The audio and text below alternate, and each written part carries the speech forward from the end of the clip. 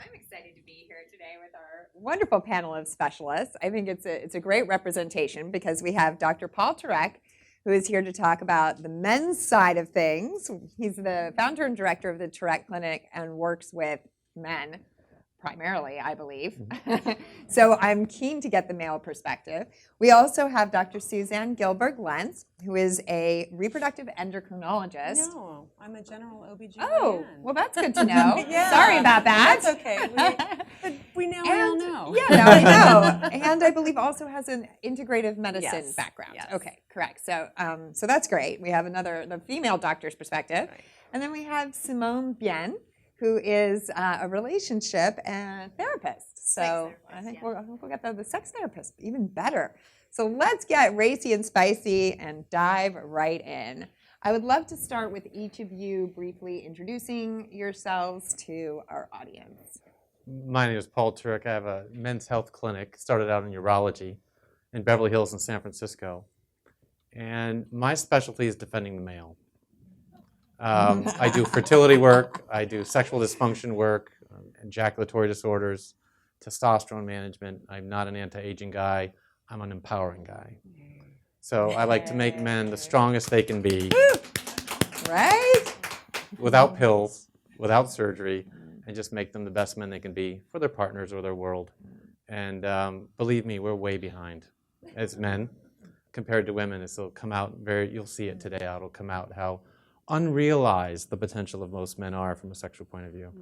Sad but true, but we're there. We're all over it.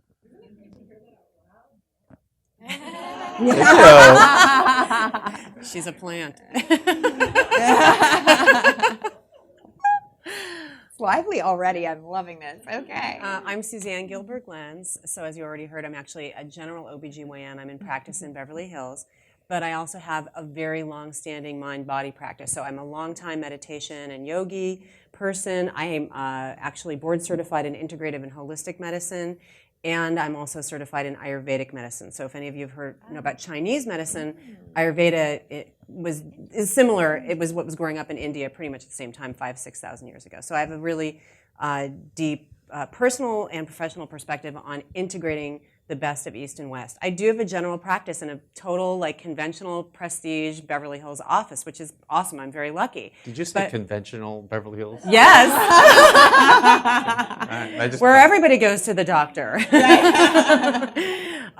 But I have sort of that hidden power there. The other area that I'm very interested in, obviously, because I do practice obstetrics and gynecology, is sexual health. So I do a lot of early fertility consultations, receiving fertility patients back, and also deal with sexual health, the range of sexual health, not just fertility related. So, and I have some training with international, it's ISHWISH. So if you guys don't know about this, you should already. International Society for the Study of Women's Sexual Health. And it's a really fabulous organization. Cool. I am Simone Bienne, and I just want to pick up on something that Suzanne said, which is to do with Ayurvedic medicine. I once had an Ayurvedic massage, and if you want to improve your sex life, that is something you need to do. Because did it have a happy ending? It did have a happy ending. I had this big, it was when I was in India, I had this big Indian woman, and I was being pushed on this wooden slab. Right. I'm not joking, Oiled up. my breasts oiled up, my breasts were going here, and it was just phenomenal. But anyway,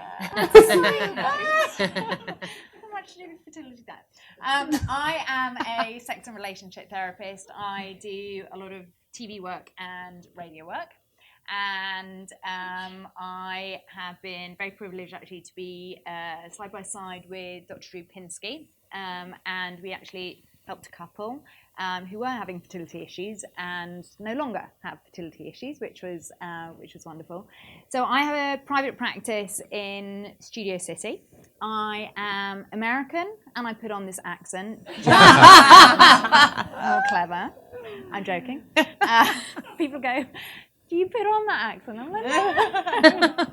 I'm really from England. England. So I moved here about 3 or 4 years ago, and so I've been sort of have a wonderful private practice, and I see couples who are struggling to start a family, specifically from the sex aspect and the the emotional implications, so which I know we'll talk more about later on. And I'm really passionate obviously about sort of helping women get what they want, and actually even pre-starting a family, men who have real issues and concerns with being a father.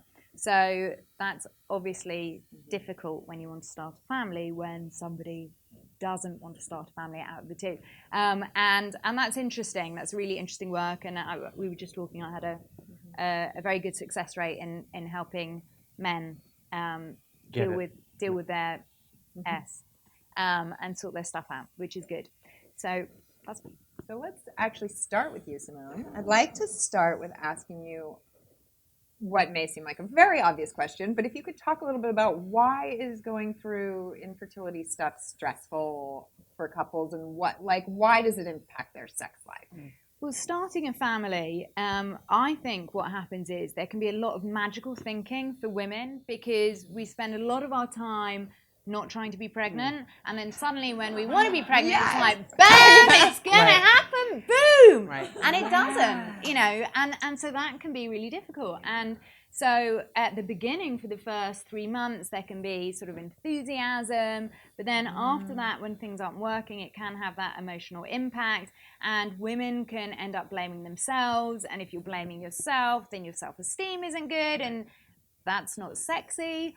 And you're looking on the outside in, rather than actually like, I'm going to get pregnant. You're sort of like panicking and obsessing about it. And also the factory sex that I know sort of Paul will talk about, but the factory sex that women can understandably kind of think, right, okay, we need to have sex at this time. Yes. Boom, come on. I don't care what day you've had. Right. Yeah. Look at the clock. Yes. Look at what my timer says. Right. And I think that can be really difficult. And then even like, I've even had couples who said, oh, can you like have sex from behind because I want a boy, and can you like have sex on top, and because like of this. Or if you have an orgasm or don't, does that have an impact on fertility? I see. Yeah. That's a question I've had too. Yeah. And there's no data to suggest that, by the way. well, there has been from Not great. small, a small one. I have an 8,000 person one. Oh, do you? Yeah, it's okay. really interesting. It's new. It's okay. You well, do know yeah. that's all from So- post-World War II. All the men came home, tried all these different things, like the time from Really? sex to ovulation. The male sperm are smaller, don't last as long, or a little faster but die earlier. So there's shuttle method, all that stuff. Yeah. Those are all old Yeah. wives' tales. Yeah. Well, I was reading about research from Britain, but anyway, women need to have orgasms, full stop. Whether they I'm not saying. Whoa. Why not? Time out. Why not? All about the orgasm. I'm just saying, if you don't have an orgasm doesn't mean you can't get pregnant. Yes, absolutely. So I clarify. encourage, and I don't want to put pressure on women having orgasms, but orgasms are wonderful. Oh yes. I just wanted to get that straight. Many physiologic reasons for that. Yes. Very important.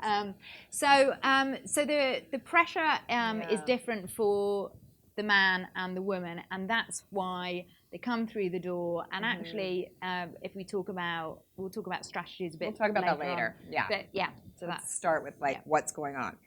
And Dr. Lenz, I'd love to know from your perspective as an OBGYN and an integrative medicine specialist, what is that mind-body connection? Yeah. What's going on with stress and, oh my God, this is the moment of the month. Well, and here's the thing. The minute you a physical intimacy is the ultimate, or one of the ultimate mind-body meld experiences. And anybody in the room knows who's had sex that the minute you get out of your body into your mind, it's kind of over. Yes. And there are physiologic explanations for that, and hormonal and neurotransmitter changes that occur when that happens that not only make it not fun, but could make it unpleasant.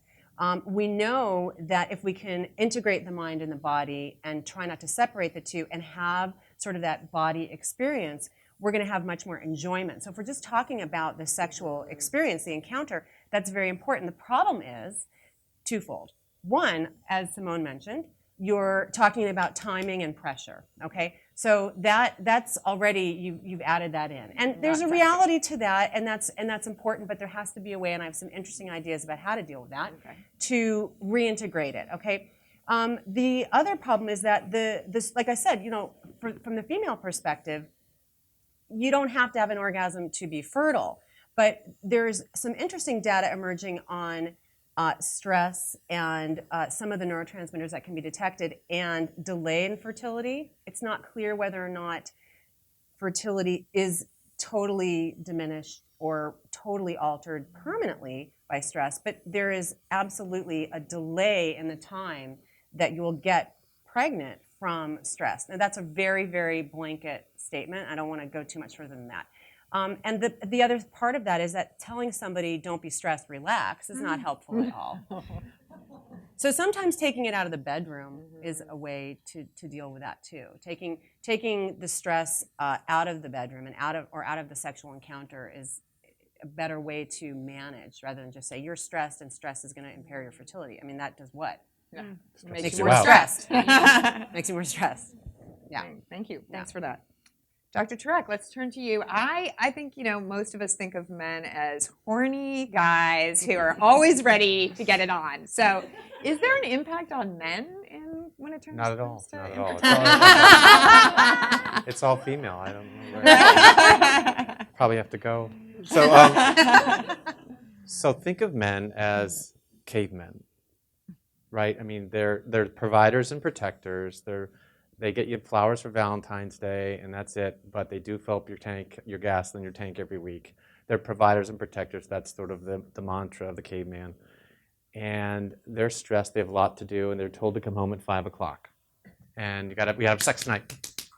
And they're like, honey, and you know, so they're in traffic. They finish their day. They're in traffic here. And they get home, and what's on their minds? I mean, what nervous system is activated right there? It's called sympathetic nervous systems, is what she was talking about. Yes. So, and if you're a caveman and your sympathetic nervous system's activated, what are you doing? You're running from a woolly mammoth. Okay? That's Same right. nervous That's system. exactly right. Right? It's So, not what do sexy. you want when you're running from a woolly mammoth for your life? Do you want an erection? Do you want to have sex? Unlikely, right? Unlikely. So that's what, I mean, it's the same nervous system. We're 50,000 years older. That's it. And so that's what you're dealing with in a pretty unrealized body in a lot of ways for lots of men. So that's difficult. And so situational sex or sex by the clock, scheduled sex for men can be prohibitive. It can be very difficult. It's very distracting. It's not the autonomic, it's not a rest and restore feeling. So what I usually say is, if you were on the beach in Hawaii, unconnected, do you get a normal erection? Oh yeah, no problem. So then it works. The system's working, and it's pretty much a stress issue. Then the question is, how do you stop stress in men? That's hard. So disconnecting them is one, but I usually say, you're running in fifth gear all the time. Why don't you just idle? So when you go home, listen to some music, relax a little, anticipate the sex like you did when you were dating. Yeah. Anticipate it. There's really important hormonal changes actually that occur in anticipation, fantasy, desire. It's actually a really important part of a sexual relationship and intimacy.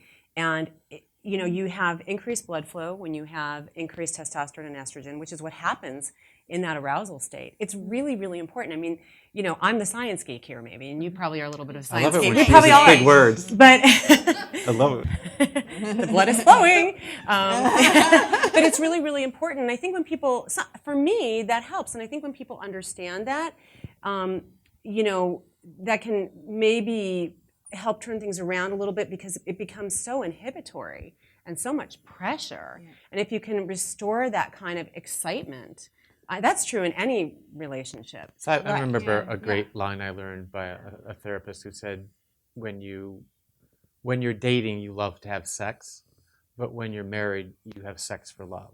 So the anticipation, the desire does not precede the sex when you're married. It's more of like, I love this woman, I'm going to have sex with her. And the desire comes later after the realization of love. So, but clearly you're anticipating sex when you're dating, the evening, the weekend, you're thinking about it. And that's what's missing in a lot of long-term relationships. And if you go a while and then you try to have a kid, you don't have that anticipation anymore. So get it back on the table. You know, Yeah. let So the let's- pot simmer before it boils. Yeah. And I have Yeah, let's transition to strategies, and I want I'm all excited about three that. of you. I want to get dirty. I want to get real. Like, let's have actual strategies for right. coping with this. So we'll talk about the emotional strategies later on. We're just going to talk specifically about Either one. sex issues. Either one. So let's get hot and steamy first of all. For sure. And transition there. Although I when she announces really it first, love- you know, Yeah. very English. And now we will be hot and steamy. If you're we uncomfortable, need, you like, leave we the need like the room. Monty Python skit So the thing. big X on the screen. Yeah, right. You need to bring your visuals next time. I'll do that for you. Okay. Because we're friends. We're going R. I think that's quite a British thing. It's like I'm going to warn everyone. This is the BBC announcement. Okay, so strategies. I really loved what Dr. Suzanne was saying there, because anticipation, and what I would just say is it's excitement. Getting couples excited again, I think, is really important. So with couples that I work with, while dealing with the emotional stuff and making sure that they feel actually safe, because that is really important for women. Once they feel safe and once they feel sort of like, you know, that the resentment has gone and there's no blame on either side and they've worked through the guilt and any sadness and all the rest of it, really sort of bumping things up by sexting. I know it sounds like really simple, but just during the day, like, I can't wait. You can get as dirty as you want, and I don't need to like go through my sexting list. I'm learning. And apparently I need to learn. But yeah, they're sort of like, it's really important because couples then, both the man and the woman, can get so excited and feel desired. Right. Suddenly you feel desired, because what happens at the beginning of a relationship? Yes. Of course you're having sex because you feel so desirable. There isn't any resentment. You're totally curious. You're willing to try in the bedroom, and it's actually easier when you first meet somebody to try stuff out rather than later on for couples. New research has come out there.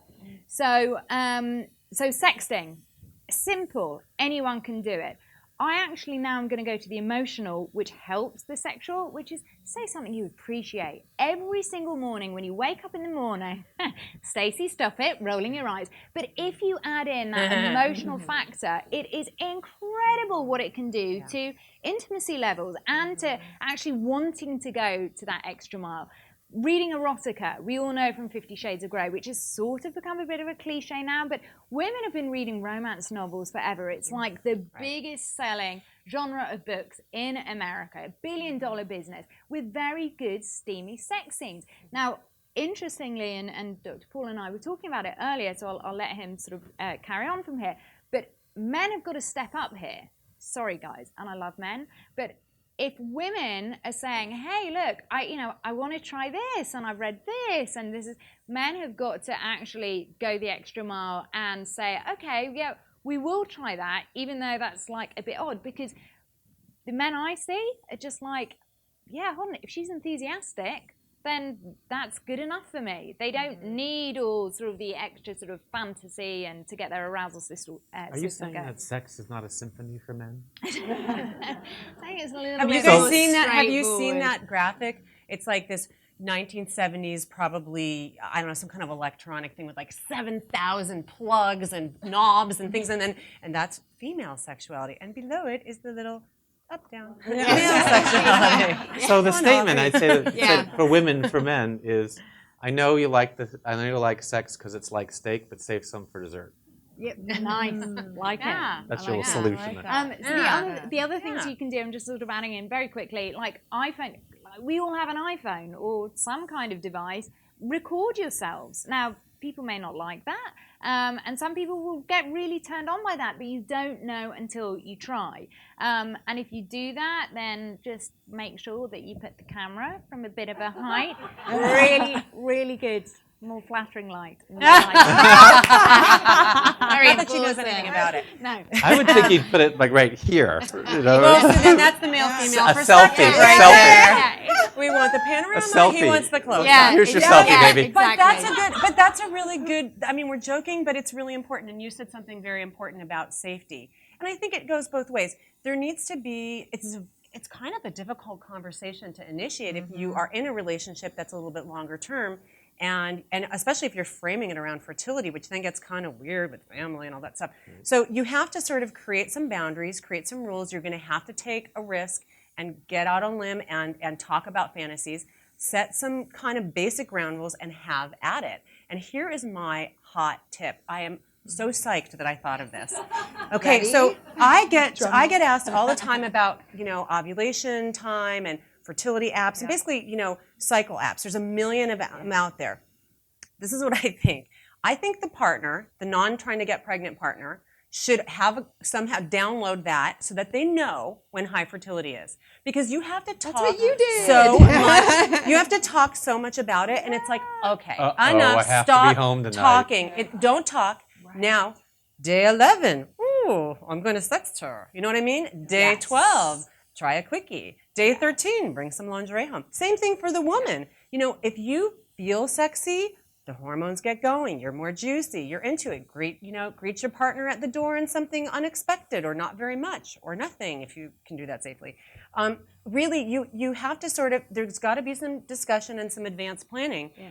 And then you can bring the novelty, which is critical, back into the relationship. That's where the excitement, the anticipation, the passion can happen. And it's fun again, Yeah, and from like having been through the fertility journey is what you just said, is that Chris, my husband, was like, when I call him, he was like the ovulation tracker. Right. And he would be like, he'd leave me a note and say, babe, it's sexy. Right. Right. In the middle of the day, like game night, just like a little code word that was funny, but it wasn't up to me and it wasn't always on my Yeah.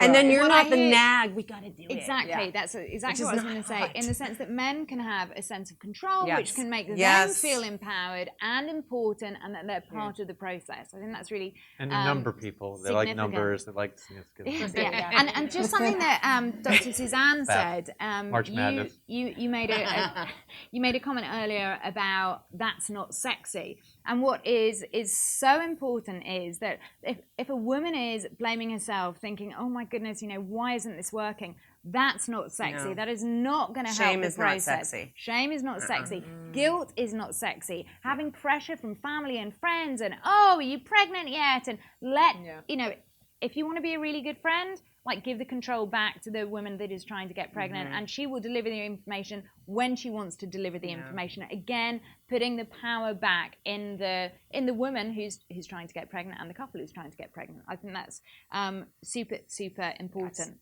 I think with men, there was a Psychology Today survey, very academic, and it talked about what is romance to men. So it started out with it's the irresistible desire to be irresistibly desired. And so men agreed with that, women agree with that, men agree with that. So men are actually quite romantic, down deep. And I've seen this because I see infertile men, and I have a forum on my website where if you really can't have a kid with your own biology, it's a space for you to go. It's called TurekClinicSupport.com, and just heal, because there's no out. You're not going to have your own kid. You can't go forward. And if you read these posts, they're incredibly emotional. You wouldn't know if it's a man or a woman. They're crying on their way to work, and they're just opening up like no other place you've ever seen, because it's quiet and it's anonymous. Couldn't do it in the office, can't do support groups, but man, you get them online and let them bleed, and they'll heal and they'll move on, and it's beautiful. So I learned a lot about the depth of men doing that. But then the survey said, what do men think are romantic? So sex is number 7. Wow. A walk on the beach, flowers, cuddle, a kiss, holding hands, all above sex. On the 10th, I forgot what the 10th was. Falling asleep after sex. Yeah, that's right. Or a football after sex, catching a wave.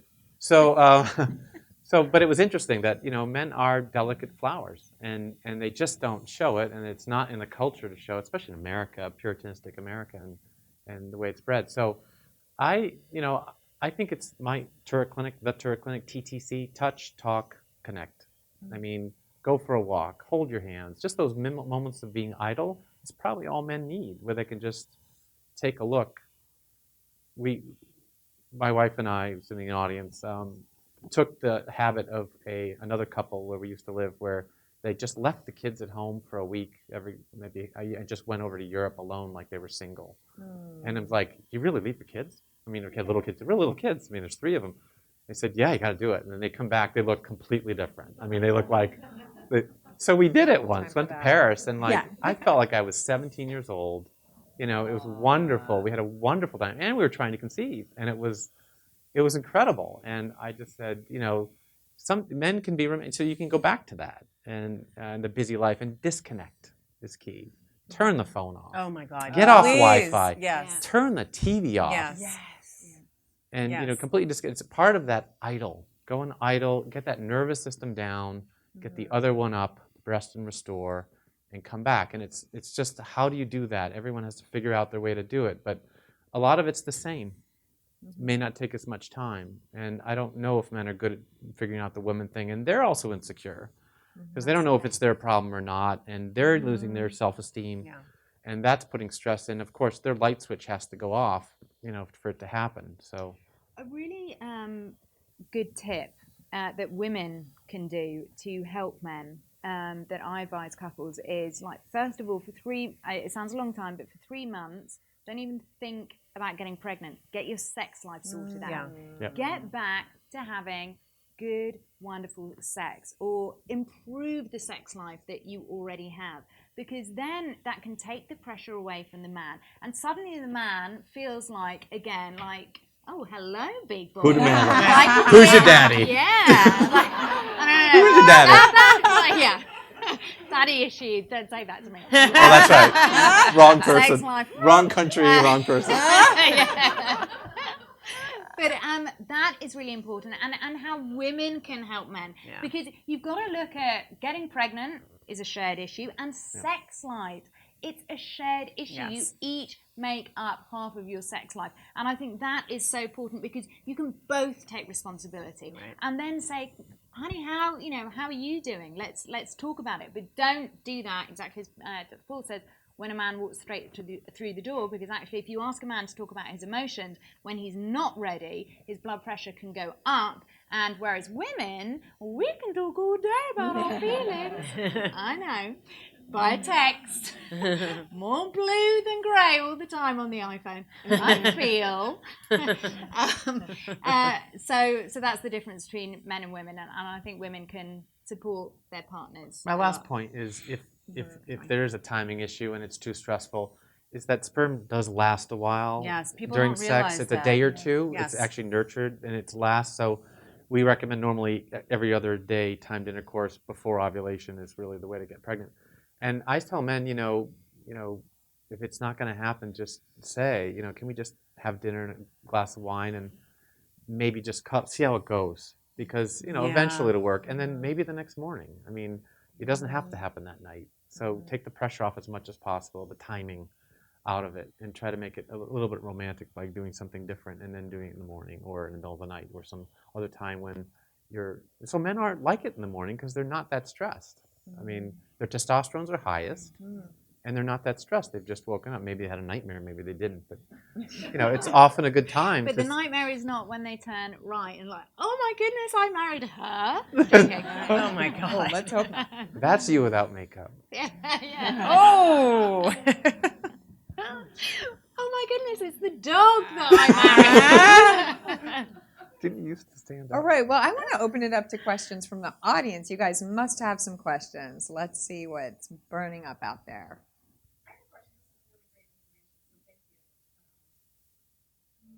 What do you do in situations when, as you understand, the men's testosterone levels are high in the morning, but you're still infancy, and as a woman, you were desiring to have sex, your husband is only in the mood early in the morning at like an ungodly 3 a.m., 4 a.m. hour, which was Morning wood. which is exciting when you're dating. Yeah. But when you're married, you're like, I'm exhausted. Well, we're assuming that during your fertile period, the women are the horniest they're going to be, right? I mean, it's the horniest time of month, but No, that's True. So- Usually. so I would that's say a relationship thing, though, too. Yeah, exactly. You That you starts have to earlier kind of than that, right. negotiate around it, and I think it also depends on if this is is this a intimacy relationship issue, or is there a fertility issue? Because it changes. I mean, there are biological requirements for fertility. We just cannot get around those. They just aren't there.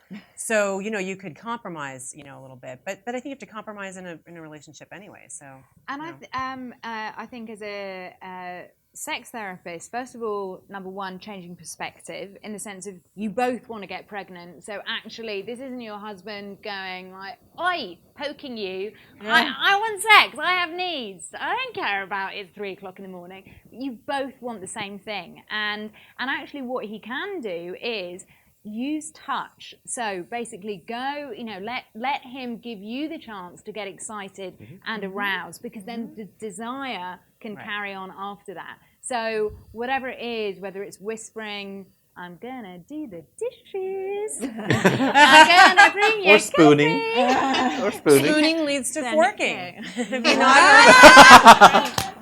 Did you like that? I love science. Yes. I'm full of those. Forking. Thank God my kids aren't anywhere Dr. near Suzanne. here. Dr. Suzanne on It's forking. all going to be on the video on the That's my new Instagram. website, on forking. Yeah. Oh, forking. Forking and My you. new NPR show, on forking. I remember hearing once that you shouldn't talk about sex stuff when you're in the bedroom. Like so if that, I don't know. So I would like to hear you speak to that. But if they're waking you up at 3 a.m., don't talk about it at 3 a.m. Maybe try to have that conversation at 10 a.m.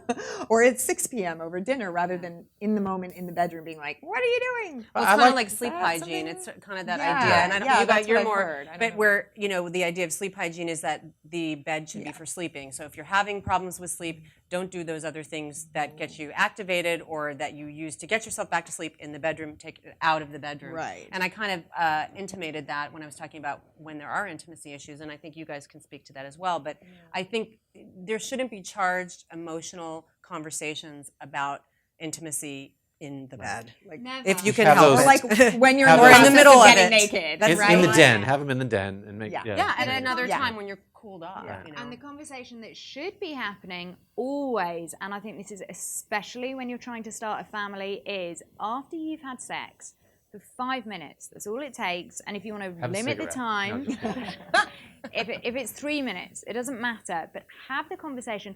What did you enjoy about that? Tell me one thing that you really enjoyed about that. You're really So- long. So that you're giving each other that sexual confidence at a time that you really, really need it. You again sort of like And making it's each other hormonally feel being special. imprinted. Yeah. You have all this oxytocin, the hormone of love, which is interesting, the hormone that is released during labor and in nursing. It's a bonding hormone. It's so important. You have all that progesterone, which is that relaxation, Can I buy that? bonding. Can I buy that? I'm just kidding. Well, you can't. Well, that's Just a whole kidding. other conversation, I guess. But I mean, so you have this sort of imprinting that's going on. Yeah. It's Yeah. really deep stuff, Yeah. in science. So simmer the pot and then it will boil. You can't go from cold to boil. Yeah. And sex Excellent. conversations are really difficult to have, because what is sex? It's the most vulnerable thing that we do. And actually, we all have egos.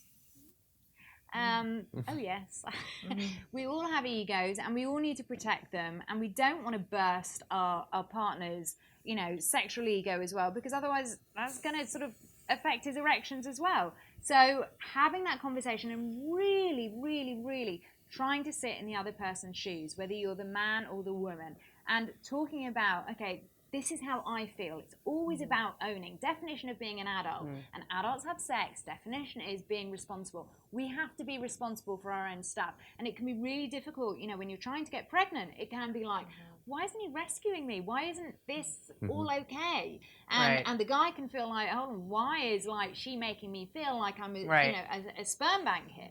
So that be very delicate and really see how vulnerable you both are. And if you can have that kind of empathy, I think you can have a really good conversation about sex. Yeah, men are people too. And what Dr. Paul was saying, my research just sort of with couples is that men, sorry ladies, are actually more romantic than women. When I ask a man, oh, tell me about when you first, proposed or when you first met, he can remember every single detail. And I'm not being stereotypical here, and I'm not bashing women, because apparently I am one. But we can remember like the bad things of what they didn't do, like afterwards. And I think it's really important to see men as very, Deeply romantic, very, yes. and deeply sensitive. Deeply sensitive. Doesn't show. You'll never see it. Because men don't have that outlet. Exactly what you were saying. We have each other. No, it's true, and women have culturally each it's more other. acceptable. Well, Yeah. clearly you handle stress. Women and men handle stress very differently. Yeah. Well, yeah, I agree with that because it's interesting. I feel like my husband's much more sensitive. Like during fertility time when we were trying and scheduling stuff, I was always like, let's just do it quick. Let's just bang it out. Like let's do it. Right, Yeah. practical to-do list. No, I'm saying like, Right. look, it wasn't like he was fine, ready to go, but I was just like, it doesn't have to be all like romantic, sexy, let's meet up. Like you're on, ready, don't. He's like, yeah, the thing is, I'm like, I was like, forget about me, let's just do this. Like sometimes it's like, and then I feel bad because a lot of times he's much more that sensitive person. So like, just from your point of view, Dr. Turek, I mean, what's kind of like I don't know, like if a man is much more sensitive and you're kind of. I think you should assume he's sensitive, but he doesn't show it.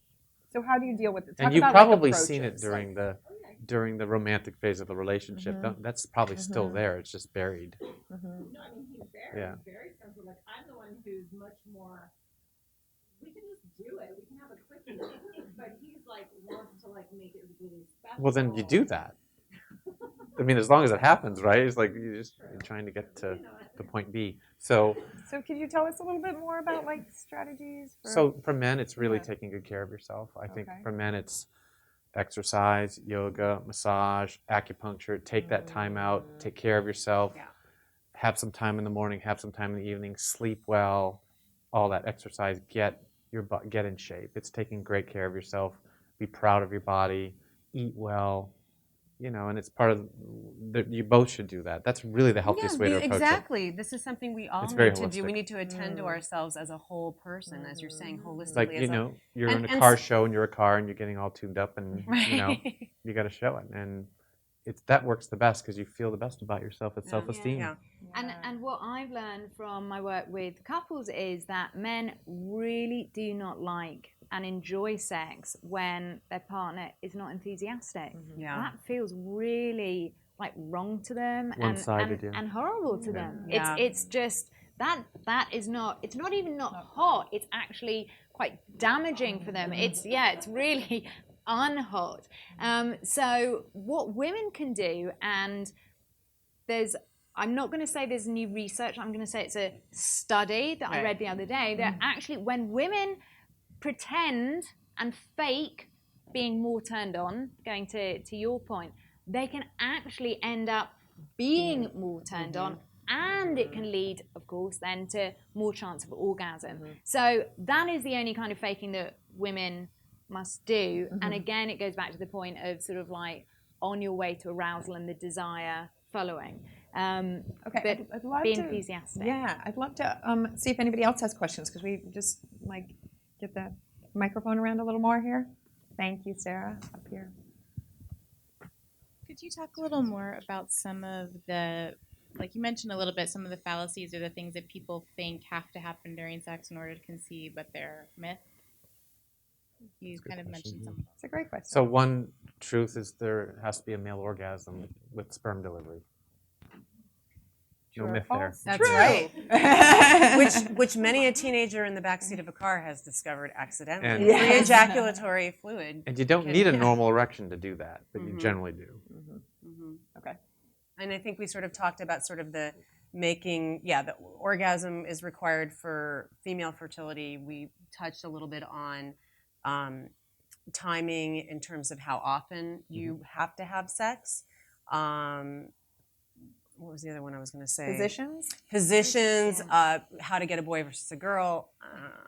Yeah, Really? I agree. It's not But true. That's not. I want to ask you actually from you guys from the scientific point of view, what I've read is that often the man on top position has certainly been written about, saying, yeah, that's that's the best way to get pregnant. Yeah. Now I actually just tell my couples, have passionate sex. That's the best way to get Right. pregnant.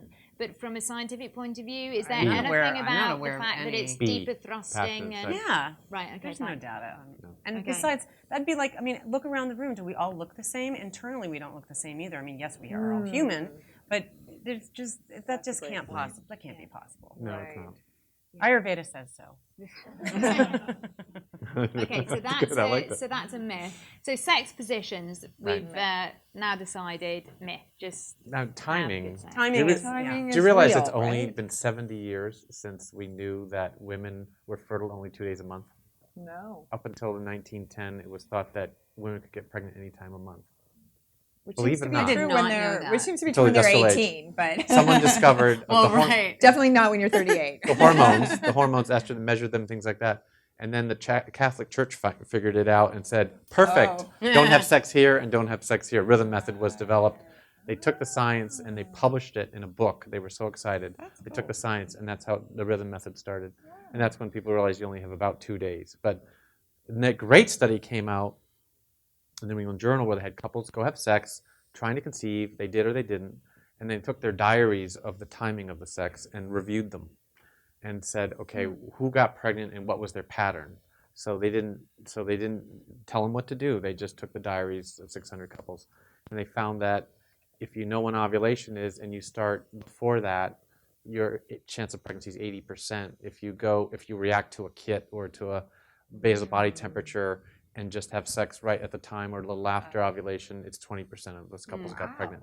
So Well, that's a front good loading tip it is then. really important, and that Front load. agrees with the idea that sperm lasts a while. Mhm. So basically, you want to fill the system with sperm and let the egg fall into it. And I love you guys, but I'm just going to have to wrap it up. I know you have a lot more to say. I'm sure there are a million more questions out there, but we're actually running out of time. So I just want to say thank you to Dr. Paul Turek of the Turek Clinic, male health and fertility specialist, Dr. Suzanne Gilberg-Lenz, who is an OBGYN and integrative health specialist if anybody's looking for a female doctor, and Simone Bienne, who's a sex therapist and had all kinds of great wisdom to share. So lots of people you can talk to. Feel free to approach them after the panel. You can also sign up through the Fertility Planit website to have one-on-one sessions with any of the experts. So if you're interested in doing that, please have a look. Also, the video will be up on the website after the fact, so if you want to refer it to any of your friends or watch it again, you can do so. And I wanted to thank Renovum, who is our sponsor for this session. And thank you all for joining us. And we would really like to encourage you to use social media while you're at Fertility Planit with the hashtag FPLA14. So if you feel like tweeting, Facebooking, all of that good stuff, please join the conversation. I'm sure all of our experts will be on there too, responding to your questions and concerns. Thanks so much for being here. Really appreciate it. Thank you.